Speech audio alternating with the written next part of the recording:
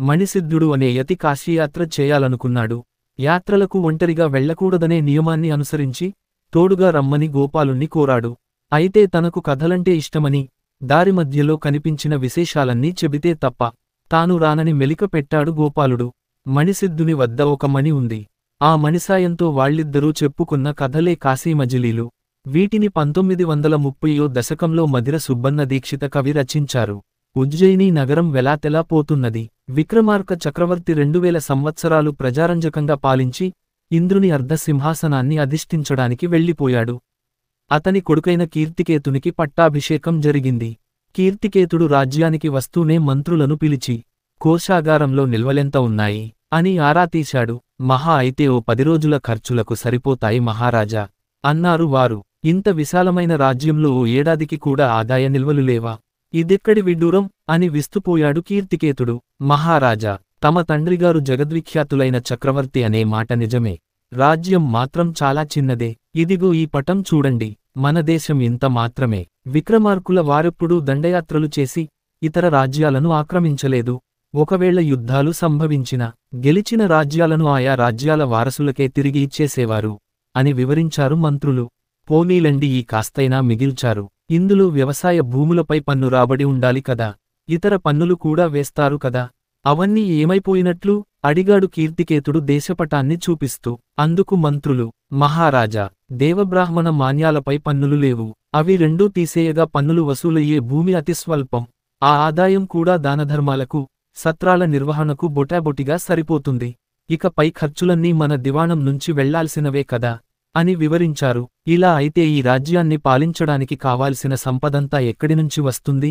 విక్రమార్కుల వారు ఎప్పుడు కోరుకుంటే అప్పుడు ఆకాశం నుంచి ధనం కురిసేది. ఆ ధనాన్ని నిల్వపెట్టుకోవడం వారికెప్పుడూ అలవాటు లేదు మహారాజా.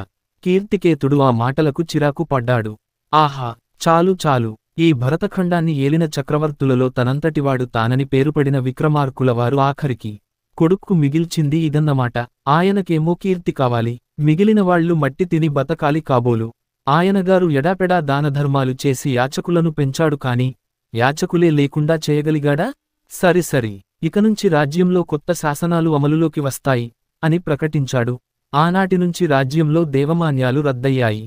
దీపారాధనలకు చమురు కొనడానికి కూడా ఆదాయాలు సరిపోక చాలా గుళ్లలో గబ్బిలాలు ఎగరసాగాయి. అగ్రహారాలపై కవిపండితుల హక్కుబుక్తాలు వెనక్కి వెళ్లిపోయాయి. సత్రాలు మూతపడ్డాయి. దానమిచ్చేవాడు, పుచ్చుకునేవాడు ఇద్దరూ పన్ను చెల్లింపుదారులే అయ్యారు. రాజ్యంలో జరుగుతున్న ఈ అవకతవకలన్నీ పట్టపురాణి చారుమతి చెవిన పడ్డాయి. ఒకనాడామె రాజును చేరవచ్చి, ప్రభు, సిరులు పాదరసం లాంటివి, పట్టబోతే చెల్లాచెదురుగా ఎటుపోతాయో చెప్పలేం. యౌవనం ప్రవాహవేగం కలది. జీవితం క్షణభంగురమని తెలుసుకుని దానధర్మాలు చేయనివాడు స్వర్గద్వారాలను చేరుకోలేడు.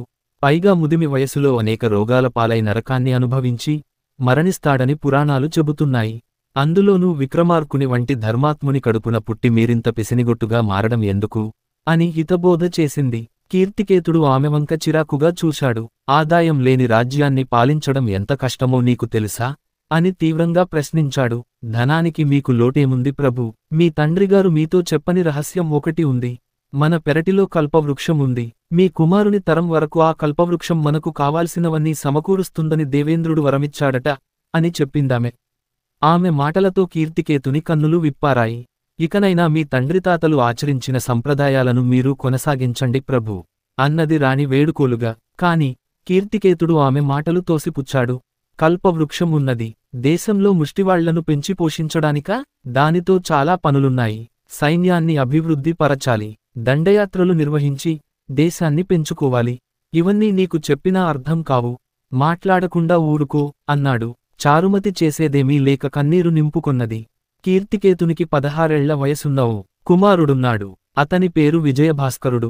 వయసులో చిన్నవాడైనా తాతకంటే దయామయుడు. అడిగినవారికి లేదనకుండా దానమివ్వడంలో ఆయనను కూడా మించిపోయాడు. తండ్రికి తెలియకుండా రోజూ ఖజానా నుంచి కొంత ధనం తీసుకుపోయి దారిలో కనిపించే పేదసాదలకు పంచిపెడుతుండేవాడు. మొదట్లో ఆటగా మొదలైన అలవాటు ఆ కుర్రవాడికి క్రమంగా వ్యసనంగా మారిపోయింది. కోశాగారంలో పెద్ద ఎత్తున ధనం మాయమవ్వడం కీర్తికేతుని దృష్టికి వచ్చింది. అధికారులను పిలిచి విచారించగా దానికి కారణం తన కుమారుడే అని తెలిసింది. యువరాజు నుంచి ఎవరెవరు దానాలు తీసుకున్నారో వాళ్లందరినీ ఖైదు చేయండి అని ఆజ్ఞాపించాడు. చిత్తం ప్రభు అంటూ ఆ భటులు వెళ్ళిన కొద్దిసేపటికే మరికొందరు వచ్చి అతనికో దుర్వార్త చెవిన వేశారు. యువరాజుల వారు ఇందాకా కల్పవృక్షం వద్దకు వెళ్లారు మహారాజా. తాను బతికి ఉన్నంతకాలం ధర్మపరులైన వారిని సేవించి స్వర్గానికి తిరిగి వెళ్లమని వృక్షదేవతను ప్రార్థించారు. చూస్తుండగానే కల్పవృక్షం ఆకాశానికి ఎగిరిపోయింది.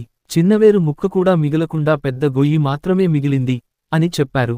ఆ వార్త వింటూనే కీర్తికేతుడు కుప్పకూలిపోయాడు. తన ఆశలన్నీ ఆవిరి చేసిన కొడుకుపైన, అతన్ని అలా తయారుచేసిన భార్యపైన విపరీతమైన క్రోధం కలిగింది. ఆ ఆవేశంలో తల్లి కొడుకులిద్దరినీ దూరంగా అడవిలోకి తీసుకుపోయి వధించండి. వాళ్ళిద్దరి నెత్తురంటిన కత్తి చూసేవరకు నాకు శాంతిలేదు అని భటులను ఆజ్ఞాపించాడు. రాజాజ్ఞను అతిక్రమించే అవకాశం లేదు కనుక భటులు వాళ్ళిద్దరినీ బంధించారు. దూరాన ఉన్న అడవిలోకి తీసుకువెళ్లి వధ్యశిలపైకి చేర్చారు. మహారాణి, మా ఉద్యోగ ధర్మం నిర్వర్తిస్తున్నాం, మమ్మల్ని మన్నించడమ్మా అని వేడుకున్నారు. నాయనా, దయచేసి నా కొడుకు కంటే ముందుగా నన్ను వధించండి అని కోరుకుంది మహారాణి. తల్లి మనసు కావడం మూలాన, ఎందుకమ్మా, నేను మాత్రం నీ మరణాన్ని తట్టుకోగలనా? మనకు ఆయువుంటే ఈ కత్తి మనల్నేమీ చేయలేదు అని ఊరడించబోయాడు విజయభాస్కరుడు. అతడి మాటలు నిజం చేస్తూ సరిగ్గా ఆ సమయంలోనే అక్కడికో సింహం వచ్చింది. సైనికులపై పడి బీభత్సం సృష్టించసాగింది. విజయభాస్కరుడు కట్టుతాళ్లు తెంచుకునే లోపల సైనికులందరినీ చంపి ఏటో వెళ్ళిపోయింది సింహం. ఇటువంటి సన్నివేశాలు చూసినప్పుడే దైవఘటన అంటుంటారు పెద్దవాళ్లు.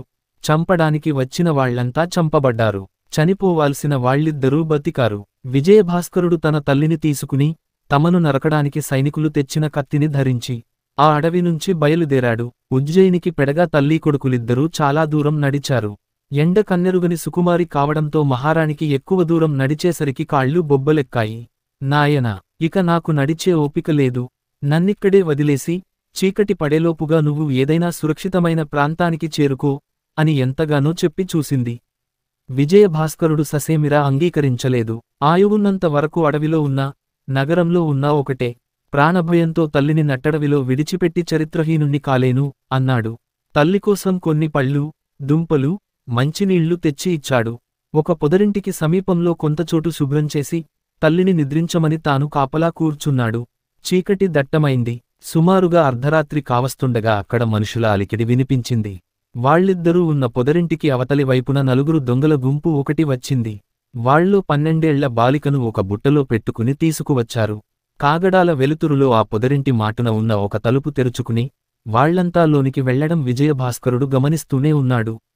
దాదాపు ఒక ఘడియ తరువాత ఆ దొంగలు బయటికి వచ్చారు. ఓ రేపు పౌర్ణమి, ఆ చిన్నదాన్ని రేపే అమ్మవారికి బలివ్వాలి. రేపు చీకటిపడే సమయానికి తిరిగి వద్దాం అన్నాడు దొంగల నాయకుడు. సరే దొరా అంటూ దొంగలందరూ ఎక్కడి వాళ్లక్కడికి వెళ్ళిపోయారు. అంతా సద్దుమణిగిందని అనుకున్న తరువాత విజయభాస్కరుడు మెల్లిగా ఆ పొదరింటి తలుపు తెరిచాడు. అదో భూగృహం. లోపలికి మెట్లున్నాయి. చీకటిలో తడుముకుంటూ లోపలికి వెళ్లిన తరువాత అనేక గదులున్నాయి. మనులు వెలుగుతున్నాయి. ఆ వెలుగులో అపార ధనరాశులు కనిపించాయి. ఓ పక్కగా ఇందాక తెచ్చిన అమ్మాయి కట్టిపడవేసి ఉంది. ఆ గదులకు మధ్యలో ఒక ఎత్తైన వేదికమీద కాళికాదేవి దర్శనమిచ్చింది.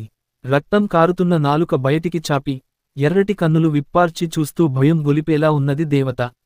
విజయభాస్కరుడు అమ్మవారి ముందుకు వెళ్లాడు. నువ్వు బిడ్డల్ని కన్న తల్లివా? ఎందుకు వేశావమ్మాయి వేషం? నీ బిడ్డలు తప్పు చేస్తుంటే వద్దని వారించాల్సింది పోయి మరింత ప్రోత్సహిస్తున్నావా? నీకింత రక్తదాహమేంటి అని దేవతను ప్రశ్నించాడు. అంతలోనే ఒక నిర్ణయానికి వచ్చి, నువ్వంటూ లేకపోతే తప్ప ఈ బలులు ఆగవు అంటూ సర్రున కత్తి దూశాడు. అప్పుడు విగ్రహం నుంచి మాటలు వినిపించాయి. ఆగు కుమారా, దేవతాద్రోహానికి ఒడిగట్టకు. నువ్వు చెప్పినట్లే ఇక నుంచి నేను బలులు అంగీకరించను. కేవలం కందమూలాలు మాత్రమే ఆరగిస్తాను. నన్ను రక్షించు అన్నది కాళికాదేవి. ఆ మాటలతో విజయభాస్కరుడు కరవాలాన్ని పక్కన పెట్టాడు.